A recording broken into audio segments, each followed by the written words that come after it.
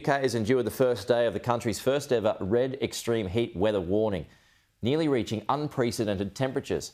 The tarmac at UK's Luton Airport was affected, grounding all flights. The 16-year-old boy has become the country's fourth victim. In this heat, fire is almost an inevitability. A blaze at Lickey Hills in Worcestershire has covered nearly half a square kilometre, with 4 fire crews working to stop it spreading more.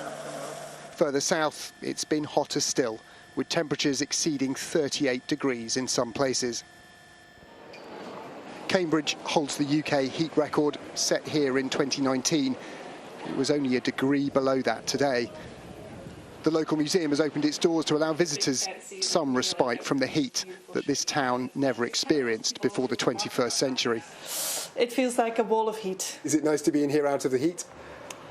Yes, it is. In the surrounding countryside, they were harvesting in the early hours, but in this heat, they're heading in. The wheat is so dry, they're losing around £50 on every hectare gathered. Already, some parts of the UK have seen temperatures higher than they have ever seen before. And with climate change pushing up average temperatures, heat waves like this are only becoming more frequent and are going to continue to do so in future. That's already changing the way we live and how we work. I've been working on the farm about 12 years. In my mind, harvest finishes at the end of August, beginning of September, but actually more and more recently we've been having it finishing in early August. It's not out of the question this year that we'll finish in July. Already in the last few years we've seen things changing significantly. Extreme heat like this is driven by large-scale weather patterns, but average temperatures are set to continue to rise for decades, increasing the risks.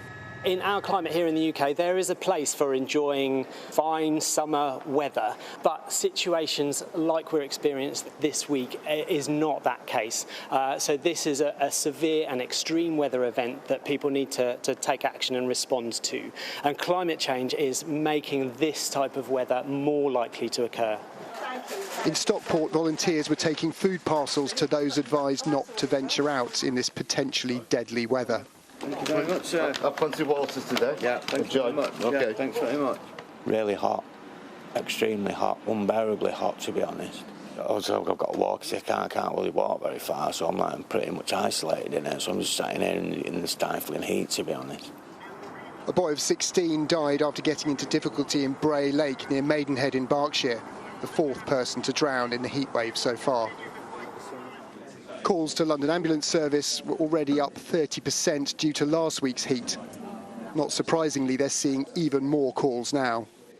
Extra resource has been put in place. The contingency plans that are well established have been activated, and we're meeting regularly with NHS leaders, with ambulance chief execs, to closely monitor the impacts and particularly the handover times, so we can mitigate those with the increased pressure they're facing. Even after sunset, it's expected to remain close to 30 in many places, an uncomfortable night ahead of tomorrow when temperatures are forecast to exceed 40 degrees, bringing a new chapter to the UK's climate history.